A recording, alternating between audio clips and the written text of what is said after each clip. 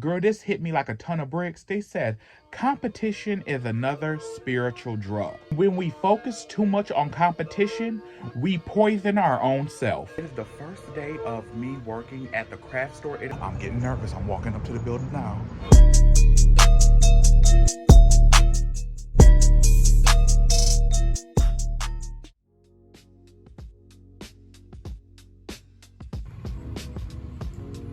So today is Monday, September 8th. It is the first day of me working at the craft store. It is currently like around 8:30. I have to leave at 9 o'clock to be there by 10. And I'm excited. I'm nervous, but that's just first day jitters. I just want to meet everybody, get it started, and just get into the groove of things because you never know what to expect with a new job. But I'm minding my business. I'm getting in and getting the fuck out, doing my job and minding my business. So far, I woke up, made my bed. I did my yoga. I did my exercise. I want to go for a walk around the block. However, I don't want to cut it too close because I still got to get in the shower. But when I'm getting ready for something, I usually do the shower last, so the freshness lasts all day. On my way to work. Oh, I used to work in that store when it was Tuesday morning. Okay, y'all, I gotta admit it. I'm getting nervous. I'm walking up to the building now.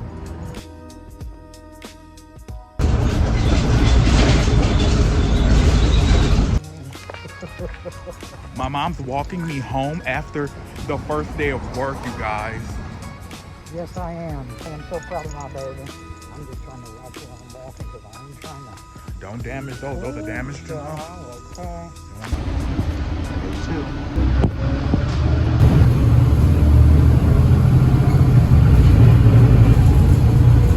Okay, you guys, so it is my second day and it's after work. I went from 8 to 12. But you know what I find crazy? If you go all the way down on this page on my YouTube channel, don't go too far down because some of the videos are cringy and but that store right there, that's called Daisyo. I don't know what store that is. I'm gonna have to check that out one day. That used to be the store Tuesday morning, and in my very first vlog, way down on this page, that's the first day I vlogged when that store was closing, and that was in like 2018, I want to say. And that was my first vlog. Very cringy, I hate looking back at my old vlogs, but I keep them up because it shows my growth and I'm not there anymore. Now what would really be cringy is if I was still filming like that and acting like that. It's like such a full circle synchronicity, full circle moment that, you know, 2018 was my last time I was out here, and now here we are 2025 and like several businesses down. I'm working at a craft store. And so I'm going into work this morning to do the truck. It is currently 6:33 in the a.m. and I am starting my morning pages. And I have to be at work by 9 a.m. So yeah.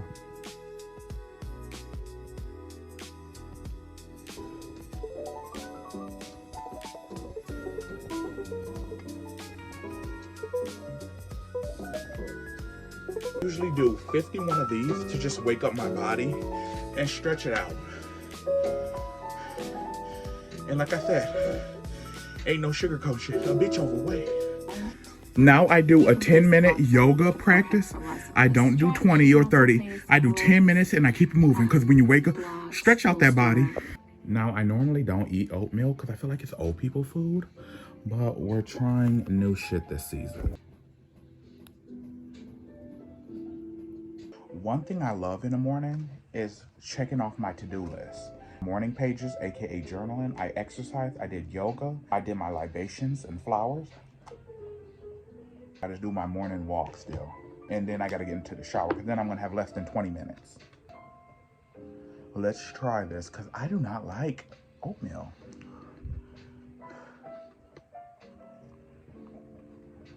I got 20 minutes before I need to leave for work, and I'm finna go for a walk around the block. Block 1 complete.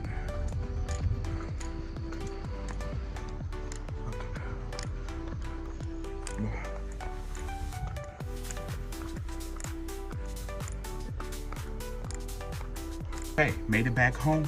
It is 46, so it took me 6 minutes to go around the block. Now let's get in the shower and get ready for work.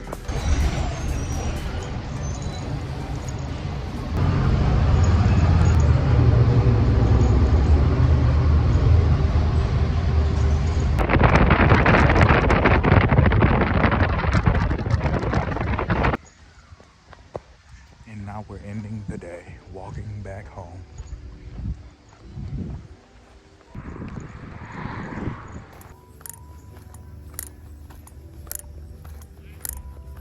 Since I've been working this full shift, to be honest, I was thinking like, is me working this week and being nervous and doing it anyway my artist date? Because girl, I know with my anxiety, I was about to be like, I'm out. However, I did it anyways. So we're gonna do the task for the artist way, week 10, because there's only 4. Because whether I work, whether I'm busy, whether I'm doing things for the holidays, I'm not gonna sacrifice this after I did 10 weeks of it just for, you know, the outside shifts.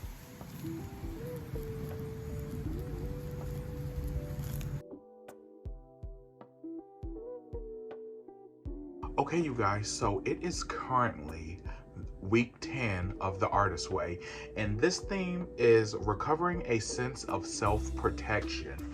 And again, with the synchronicities, one of the curriculums in today's learning was, I don't know if you can see it, but it says workaholicism. Workaholism. And what if the odds that on week 10 of everything that we've covered in this book so far, it will be talking about work. And this is the week I started my new job. I said the synchronicities be on another level lately. One of the main things that I took from it, it says the truth is we are very often working to avoid ourselves, our spouses, or real feelings. If I had more time, I'd be more fun. And I realized my fun is within having this job for right now, for this season, for this era, for this chapter of my life. No matter how much sometimes it annoys me or it fears, after completing the first full week of work, I realized there's aspects of me I missed. Me as a 31-year-old man, I feel totally different going into the workforce. Like, I'm going in, I'm doing the work, and I'm keeping it moving. Like, if I make friends, that's beautiful. If I don't make friends, that's beautiful too. What this is showing me is, yes, you're in the beginning of working. Your first week is done. You accomplished it. However, the work isn't done for the simple fact you have to upkeep your boundaries, or else you're going to be burnt out and the cycle is going to be endless again. It just hits so many things that I've seen in my past jobs that I've had when I worked at Sears, when I worked on the cruise line, interior design store, when I worked at the grocery store. Like, I've done a spectrum of things. Like, I believe in a plot twist in life. One of the things it says, and I even take this with social media, for workaholics, work is synonymous with worth. In striving to clear the way for our creative flow, we must look at our work habits clearly. We may think our work is normal until we compare it to the normal 40-hour work week. An alcoholic gets sober by abstaining from alcohol. A workaholic gets sober by abstaining from overwork, not working at all. And I think that's one of the problems I had. Like, I went from, you know, working and doing that to doing social media, and sometimes when people would ask me like, what do you do, I would say social media, but then it would feel like, is this really work? And it's like, you're still going on outside opinions on your worth, because work is more than just slaving away, paying taxes, and still being in debt to your bills every month that come around month after month. Because you are more than what you do. Now, I know normally when somebody says, oh, what do you do for a living? You know, the normal answer is like, oh, I do this, I do X, Y, and Z. However, you are more than the work that you do. You are the person that you are. And there's this one section where they talk about fame, and it says, fame is not the same as success. In our true souls, we know that. Fame is a spiritual drug. Fame, the desire to attain it, the desire to hold on to it, can produce the how am I doing syndrome. The question is not, is the work going well? The question becomes, how does it look to them? And as a person that's a perpetual people pleaser and cares what outside opinions are, I related to that so much, because like they said, it isn't is the work going well? The question is, how does it look to them? So even on the outside, if it's looking nice, it could still be falling apart on the inside, and it could be killing you. That mindset of fame or popularity has always been somewhat of a drug to me, because the simple fact of the matter is, for the most part, I'm a very confident ass bitch. However, one of my Achilles heel is I've always cared how I'm perceived. I've always cared what people think of me, even though, like a lot of people in society, I'll be like, oh, I don't give a fuck. I don't give a fuck. The last decade of my life, I've always cared. That's what's kept me from reaching out and doing opportunities. The fear of being perceived, the fear of what's somebody gonna think of me. I was so happy when I popped off on social media because it allowed me to be in the comfort of my own home and there's no growth there. The drug of fame and popularity and stuff like that, that has always been something that has been intoxicating for me, because not only on my mom's side, I'm an only child, but growing up an only child around elders, so you really never had kids around your age. It just was like an endless loop of when I would get popularity in school, rather for good or bad reasons. I know how chasing popularity is a hollow pursuit. I've learned within the last 4 to 5 years on how to give the right fuck. So when they say I don't give a fuck, I give a fuck actually. It's learning how to give the right fucks in life. Girl, this hit me like a ton of bricks. They said competition is another spiritual drug. When we focus too much on competition, we poison our own self. And it pretty much fucks with our own progress. And I said that ain't nothing but the truth, because sometimes when people look too deep into competition, oh honey, that breeds envy and jealousy. Funny how that's one of the topics, because I noticed myself when I was working one day last week, I realized to myself that me and this new coworker who both started on the same day and everything, we were doing the same job and they were finishing before me. And I pride myself on, words of affirmation and shit like that. However, when they were finishing before me and stuff like that, and they were as new as me learning everything, and they were doing it just a little bit quicker, bitch, a little part of the green-eyed monster, that envy, that jealousy was like side-eyeing, and it's like, bitch, what the fuck is wrong with you? Y'all all have a job to get over the finish line and that's it. But I have to acknowledge that and it's not a competition because we're not even in the same department. However, we were both doing the same category, just in different departments. And when they were finishing before me, all of a sudden I got into this competitive urge where I was like, ooh, I didn't like that, because bitch, it's not that serious. Don't take it that serious. Go in there, do your job, and get the fuck out. But I have to acknowledge that I felt that emotion. I felt that jealousy that they finished before me. I felt that, why did they learn quicker than I did? And it's like, bitch, at the end of the day, some people know their flow when it comes to new things. And sometimes I'm a trial and error type bitch. And that's okay too, because you're going to get better as time goes on. You're not always going to be good at everything you do. And that's what I had to realize. So I had to check myself, because, honey, jealousy reared its ugly head, and I didn't even expect that. I'm like, bitch, this is your first week, calm down. All these synchronicities, it's like each chapter that I've been doing after like chapter 5 have been weirdly and oddly aligning with my life in ways that I would not have imagined. Because it says this on competition, which can, be the forefather of jealousy. It says, the desire to be better than can choke off the simple desire to be. And the thing is, I'm so trying to be better than, bitch, you are choking out your ability to learn to be better. And that's what I had to realize. So that's why I had to check myself, where I was like, ooh, bitch, that's not a pretty color on you. Okay, so before I end this video out for week 10 of The Artist Way, I just want to say that I am so grateful that I did The Artist Way, and that now looking back on it, with me only having week 11 and week 12, bitch, we are literally in the 2-week stretch of The Artist Way, and this will be the first challenge that I actually complete. At first, I'm not gonna lie, at first I did it because I heard about the popularity on TikTok, at the beginning of the year, of Doechii, and how she was completely transparent, and that initially gave me a little spark where I was like, maybe I should do it.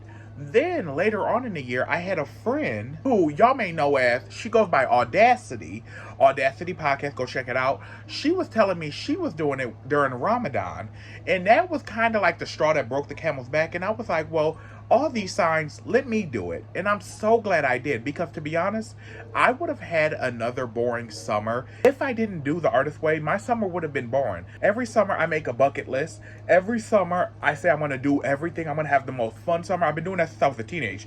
Y'all know how we all made summer bucket lists and half the shit never came true.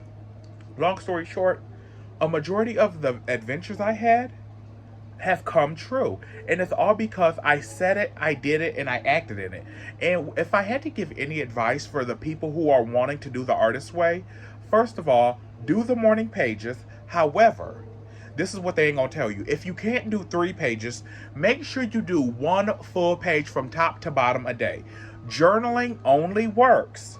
Listen to me, y'all. Journaling will only work if you write as if nobody's ever gonna read it and you're completely unfiltered, no matter how nice, nasty, or in between it is. The process only works if you read each chapter fully for the week. I say read the upcoming chapter that you're about to divulge in. So if you're doing week 1, start week 1, read the chapter on Sunday, and start everything fresh Monday.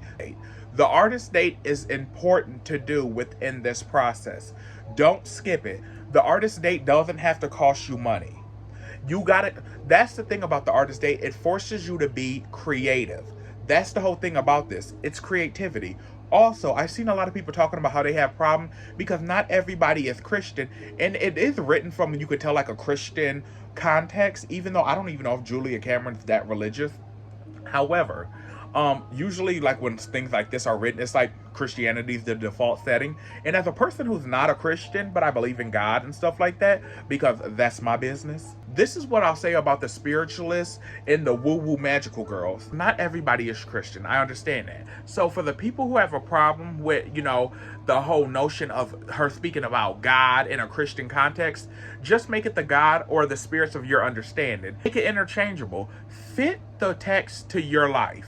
So when she talks about God from a Christian context, all you have to do is apply your spiritual beliefs to it. So if you don't do the whole, Jesus Christ, God, that's fine. Put the universe in there. Put your ancestors in there. Put whatever you believe in. So you have your own personalized experience. But yeah, don't count it out just because she's talking about it from her context. Guys, I'm excited. We are on week 2 of me working at this job. I've lost some weight. Got a lot of weight loss to go because I just had McDonald's twice today. I know. Fall is coming, so Halloween is coming. Fear Street Fridays is back, coming up this Friday, and it's just so much. So I'm happy.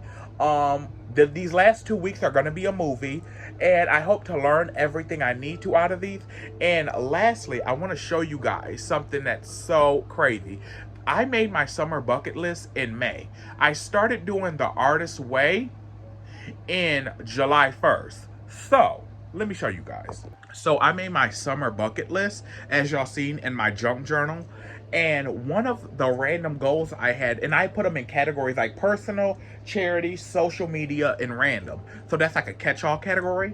And I put go to the library, because up until then, like, I would just get my library books off of online and stuff like that, or I would order them off of eBay. So I did that. I did beach yoga, and yoga is pretty personal and stuff like that, especially when you don't got the body for yoga. So the fact that I did it on the beach, goal accomplished. And I put get a part-time job, and that's big for me that I wrote that down, because for the last 3 years for my summer bucket list, I've been putting, get a seasonal part-time job. And this is the first time I said it, I did it, went after it, and I got it. So that's a big deal, because everybody always talks about vision boards, and like I said, I'm not really a vision board type bitch. I'm more of a petition and let's make it happen and work towards it type bitch. However, that's the spiritual woo-woo side of me. But what I will say is, I got out of vision boards a while ago, because sometimes, like, when they don't come true, it's kind of like, but it's like you have to realize the shit only gonna come true if you work towards it. And the thing is, I was saying the words out of my mouth, but what are the actions behind your hands to make it come true? See, a lot of us want to get into the manifestation shit, but we're not doing the work to manifest. So yeah, the fact that I put this down in May, and here I am going into fall, and it's like summer, the last day of summer is what, September 21st, and I got the job. Bitch, I'm proud of myself. So what I will say is, write that shit down and put the work behind it. As always, here's week 10's task. Just in case you guys want to do the artist way with me, but y'all don't want to pay for it, just pause the screen and screenshot it so you could do the assignment.